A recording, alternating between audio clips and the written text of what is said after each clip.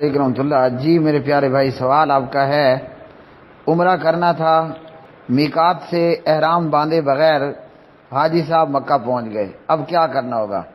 حرم میں موجود عبد الرحمن مکی صاحب نے کہا کہ آپ کو قریب کے کسی میقات پر جانا ہوگا اور وہاں سے احرام باندھ کے آنا ہوگا، پھر عمرہ کرنا ہے۔ تو مکی صاحب کی بات بھی درست ہے۔ ایک کام یہ ہے کہ آپ طائف چلے جائیں، وہاں سے میقات سے احرام باندھیں اور آ کر عمرہ کر لیں، اور اگر آپ اس طرح نہیں کرتے تو پھر جہاں آپ موجود ہیں مکہ میں وہیں سے ہی احرام باندھیں، تو اس صورت میں آپ پر دم واجب ہوگا۔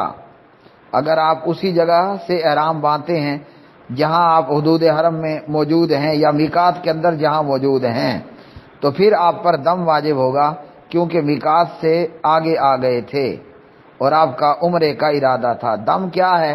اونٹ یا گائے کا 7واں حصہ یا پھر بھیڑ یا بکری وغیرہ، وہ آپ کو حرم کی حدود میں فقرائے مکہ میں ذبح کر کے تقسیم کرنا ہوگا، اور اس میں سے حاجی خود کچھ نہیں کھائے گا، سب فقیروں کے لیے ہوگا۔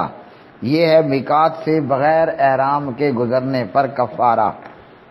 عبدالعزیز بن عبداللہ بن باز رحمۃ اللہ علیہ فتاوی اسلامیہ۔